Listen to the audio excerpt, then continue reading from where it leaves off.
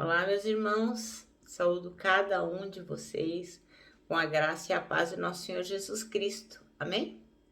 O meu nome é Miriam Anita e eu estou aqui só para contar para os irmãos aquilo que eu entendi desse texto chamado Palavras. Esse texto não fui eu quem escrevi. Esse texto está no Manancial, que é uma publicação de meditações diárias da União Feminina Missionária Batista do Brasil. Só vou contar para os irmãos aquilo que eu entendi, ok? Então, isso dito, podemos iniciar orando? Senhor Jesus, em teu nome pedimos que tu nos esclareças, nos mostre aquilo que precisamos aprender, para que possamos ter uma vida mais parecida com a tua. Obrigada por tudo, em teu nome que fazemos essa oração. Amém. Bom, irmãos, então, olha, quem escreveu esse texto foi Maxiere Gruger. A orientação é para lermos o livro de Tiago, capítulo 3, do 2 ao 8. Mas eu vou ler o capítulo 3, do 2 até o 12, tá bom? Vou ler com os irmãos. E o capítulo diz assim, olha. Todos nós sempre cometemos erros. Quem não comete nenhum erro no que diz é uma pessoa madura, capaz de controlar todo o seu corpo. Até na boca dos cavalos colocamos um freio para que nos obedeçam e assim fazemos com que vão aonde queremos. Pensem no navio. Grande como é, empurrado por ventos fortes, ele é guiado por um pequeno leme e vai aonde o piloto quer. E isso é o que acontece com a língua. Mesmo pequena, ela se gaba de grandes coisas. Vejam como uma grande floresta pode ser incendiada por uma pequena chama. A língua é um fogo. Ela é um mundo de maldade. Ocupa o seu lugar no nosso corpo e espalha o mal em todo o nosso ser. Com fogo que vem do próprio inferno, ela põe toda a nossa vida em chamas. O ser humano é capaz de dominar todas as criaturas e tem dominado os animais selvagens, os pássaros, os animais que se arrastam pelo chão e os peixes. Mas ninguém ainda foi capaz de dominar a língua. Ela é má, cheia de veneno mortal e ninguém a pode controlar. Usamos a língua tanto para agradecer ao Senhor e o Pai, como para amaldiçoar as pessoas que foram criadas parecidas com Deus. Da mesma forma, da mesma boca saem palavras tanto de agradecimento como de maldição. Meus irmãos, isso não deve ser assim. Por acaso pode a mesma fonte jorrar água doce e água amarga? Meus irmãos, por acaso pode uma figueira dar azeitona ou um pé de uva dar figos? Assim também uma fonte de água salgada não pode dar água doce. Amém? Bom, irmãos, então hoje o texto fala sobre a língua, né? E eu não tenho dúvida nenhuma que as palavras, né, o que nós fazemos em relação às pessoas, podem ser coisas muito bacanas, fantásticas, sublimes, porque com a palavra a gente pode reerguer, pode curar, pode, assim, trazer uma pessoa daquele estado triste que ela estava para um estado de total alegria, só por uma boa palavra que nós dizemos para ela. Então, a boa palavra, ela traz cura, libertação, ela traz esperança, ela traz alegria para o triste, renovo para o aflito. Então, a gente tem que ter esse cuidado de sempre procurar dizer coisas, não mentiras, né? Não mentirosas, não é isso que eu estou dizendo. Mas nós temos que sempre ter uma boa palavra para dizer para alguém, para consolar o aflito, para tirá-lo daquele estado mental difícil, né? De seguir em frente. Então, se não temos nada para dizer, é melhor ficar de boca fechada. Mas não dizer palavras que não vão edificar as pessoas, né? Então, como costumam dizer por aí, a gente tem uma boca, né? E 2 ouvidos. Então, é melhor a gente ouvir mais e falar menos. E, inclusive, Tiago, aqui no mesmo livro que a gente acabou de ler, só que no capítulo 1, versículo 26, diz assim, ó. Alguém está pensando que é religioso? Se não souber controlar a língua, a sua religião não vale nada. Olha que grave isso, né, irmãos? A gente vai falar de Jesus Cristo, mas só tem palavras ruins para falar em todo momento e a nossa religião não vale nada, né? Então, é uma advertência muito grande. E essa mensagem aqui, para mim, serve de uma forma, assim, muito fantástica. Porque, realmente, eu tenho dificuldade para refrear a minha língua. Eu falo demais e depois me arrependo. E, assim, é lógico que eu estou em construção, eu creio que o Senhor vai tendo misericórdia de mim e vai me melhorando. Mas é uma coisa que eu tenho muita dificuldade, é refrear a minha língua. Bom, então agora vamos voltar para o nosso texto aqui.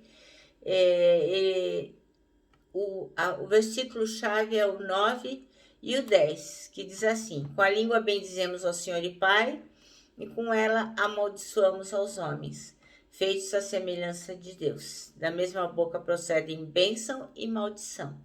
Meus irmãos, não pode ser assim. Então, aqui, Maxiele Gruger, que foi quem escreveu o texto, diz assim: quem foi aquele que nunca disse uma palavra que não devia num momento qualquer, né? Qual de nós aqui, quem não, né? Como diz a gíria, né? Quem não? Quem não falou numa hora inoportuna?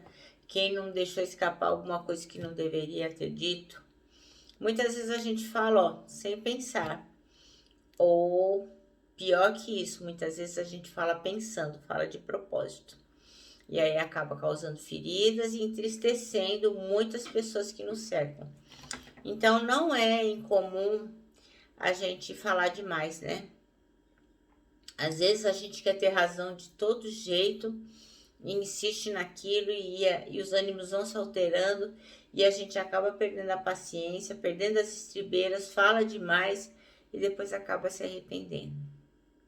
E às vezes aquela pessoa nos irrita, tá fazendo coisas que a gente acha que não estão certas e tem que ser de outro jeito, e a gente vai e fala de propósito para aquela pessoa se tocar. Isso não é trabalho nosso, né, irmãos? Então, aqui Tiago apresenta algumas ilustrações para mostrar o poder que as palavras têm. Então, nós temos 3 coisas para aprender aqui nesse texto hoje, e eu vou dizer para os irmãos qual é. Então, a primeira delas, a gente tem que aprender que, tá no versículos 3 e 4, diz assim, ó: até na boca do cavalo colocamos um freio para que nos obedeçam, e assim fazemos com que vão onde queremos. Pensem no navio, grande como é, empurrado por ventos fortes, ele é guiado por um pequeno leme e vai aonde o piloto quer. Então, o cavalo, né, a gente põe o cabresto e ele acaba indo para onde a gente quer. E a mesma coisa o navio, o leme é tão pequeno e dirige aquele naviozão, né? Então, a primeira lição que nós temos que aprender é que a língua tem o poder de dirigir. Então, o escritor usa 2 exemplos, a freia na boca do cavalo e o leme do navio. Então, eles são bem pequenos e servem para dirigir algo muito maior. Então, nossa língua, da mesma forma, pode dirigir todo o nosso corpo. Porque quando a gente perde o discernimento no que vai falar, acaba perdendo a razão, acaba transformando uma situação que poderia ser resolvida de uma forma amena e bem resolvida, e nós acabamos destruindo aquela situação. Outra coisa que a gente tem que lembrar é que a língua tem o poder para destruir. Então, está no versículo 5 e 6. Então, diz assim: é isso que acontece com a língua, mesmo pequena, ela se gaba de grande coisa. Veja como uma grande floresta pode ser incendiada por uma pequena chama. A língua é um fogo, ela é um mundo de maldade. Ocupa o seu lugar no nosso corpo e espalha o mal em todo o nosso ser. Com o fogo que vem do próprio inferno, ela põe toda a nossa vida em chamas. Então, aqui o autor diz que assim, uma pequena faísca pode incendiar uma floresta toda. E a mesma coisa é a nossa vida. Da mesma forma, uma palavra dita de forma ruim pode fazer um grande estrago. Então, é como a gente vê essas queimadas que nós estamos vendo no noticiário, né? Não tem fim essas queimadas, esse incêndio. Por quê? Você fala A, a pessoa fala B, outro fala C, D. Quando vê, já foi dito todo o alfabeto, as pessoas já perderam a paciência e começam a discutir. E isso não é um caminho que o cristão deve tomar. Outra coisa a gente aprende aqui no versículo 7 e 8, que diz assim: o ser humano é capaz de dominar todas as criaturas e tem dominado os animais selvagens, os pássaros, os animais que se arrastam pelo chão e os peixes. Mas ninguém ainda foi capaz de dominar a língua. Ela é má, cheia de veneno mortal e ninguém a pode controlar. Então, a terceira verdade que nós temos que aprender hoje é que a língua é mortal. Então, o homem consegue domar todo tipo de animal selvagem, mesmo um leão, um tigre, um elefante que é enorme, mas não consegue dominar aquilo que fala. Então, a expressão que é usada aqui indica que a língua é carregada de um veneno mortífero, mortal, porque a palavra que sai da boca da gente pode ser mortal. Inclusive, assim, eu vou contar um pequeno exemplo. Eu trabalho com adolescentes, como os irmãos sabem, né? E uma vez eu estava dizendo para aquele jovem como ele era importante, como ele tinha condições de fazer a vida de um jeito diferente, que ele poderia traçar um novo ideal, buscar ser uma pessoa melhor.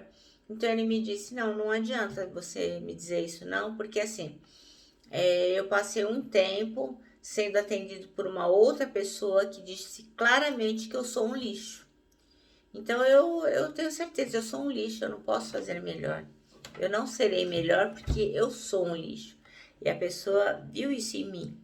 Então não adianta a senhora mentir para mim. Então, quer dizer, a língua realmente ela é mortal, ela pode destruir uma vida. Então, o texto diz aqui que, sabendo disso, é importante que a gente se atente para o uso que a gente faz das palavras.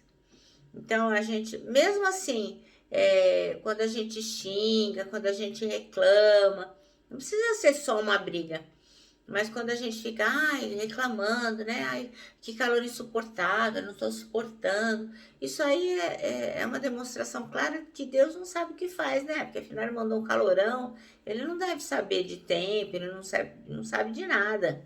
Então a gente fica reclamando como se Deus não fosse competente o suficiente para cuidar do tempo, da chuva, de nós, enfim. E a gente fica reclamando. E a Bíblia diz que a gente tem que fazer tudo sem murmurações. Então, quer dizer, o texto aqui se aplica não só a discussões, mas também a gente ficar reclamando das coisas. Então, a gente precisa usar a nossa língua de forma sábia, abençoando e edificando as pessoas. Então, não deixe que aquele momento de fúria, aquele momento que você está com raiva, estrague os seus relacionamentos. Nós temos que tomar cuidado com isso. E a língua direciona tudo em nós. Eu vou contar uma pequena historinha para os irmãos. É uma lenda do Oriente, né? Obviamente é uma lenda, não aconteceu, mas serve muito bem aqui para a gente ter aqui uma metáfora, para a gente entender o que a gente está falando. Então, diz que tinha um jovem lá no Oriente, que ele estava à beira de um oásis. Então, tinha um homem, um velho sentado na beira ali, de onde tinha água, e enquanto o rapaz bebia água, ele falou com o velho, que tipo de pessoa vive aí neste lugar? Aí o velho disse para ele, que tipo de pessoa vivia do lugar onde você veio? E ele disse, nossa, pessoas horríveis, egoístas, mal encaradas, antipáticas, não eram generosas, não eram solidárias. Eu estou muito feliz de ter deixado aquele lugar onde eu morava e estar buscando um novo lugar. Aí ele falou, bom, e aí, senhor, que tipo de pessoa vive aqui? Ele falou, pois é esse tipo de pessoas. São pessoas pouco acolhedoras, não são solidárias, não são simpáticas, são egoístas. E o rapaz foi embora. No outro dia, o velho estava lá à beira do rio, lá do oásis, da água ali, E apareceu um rapaz para beber água e falou: bom dia, que tipo de pessoa vive nesse lugar aqui? O senhor poderia me falar? Ele falou: claro, mas me diz primeiro que tipo de pessoa vivia nos lugares de onde você veio. Aí ele falou: pessoas acolhedoras, amáveis, generosas, solidárias. Eu estou muito triste de ter que deixar o lugar onde eu estava. Aí aquele senhor falou: poxa, que coincidência, aqui também. As pessoas que moram aqui são amáveis, acolhedoras, generosas, solidárias, não são nada egoístas. Aí o rapaz: nossa, que bom, então acho que eu vou ficar por aqui. E aí tinha um rapaz perto e assim que este jovem saiu de perto do velho, ele falou: escuta, eu não entendi. Ontem foi feita essa mesma pergunta, você disse que as pessoas aqui eram horríveis. Hoje você disse que as pessoas são maravilhosas. Aí o velho disse: é que as palavras, elas sempre vêm do coração. Então, o que dizemos dita aquilo que nós vivemos. Se ele estava muito triste porque vivia com pessoas ruins, é porque aqui as pessoas também serão ruins. E se esse está muito feliz porque as pessoas de onde ele vem são boas, é porque as palavras deles vão fazer com que ele viva no meio de pessoas boas. Então é isso, né? As palavras têm poder. Nós temos que tomar muito cuidado com o que falamos. O nosso manancial termina assim: há 3 coisas que nunca voltam atrás: a flecha lançada, a palavra pronunciada e a oportunidade perdida. Então eu termino aqui com o meu abraço fraternal, o meu abraço de sempre de ursa. E lógico, né? Nossa palavra de ordem, que é saudades.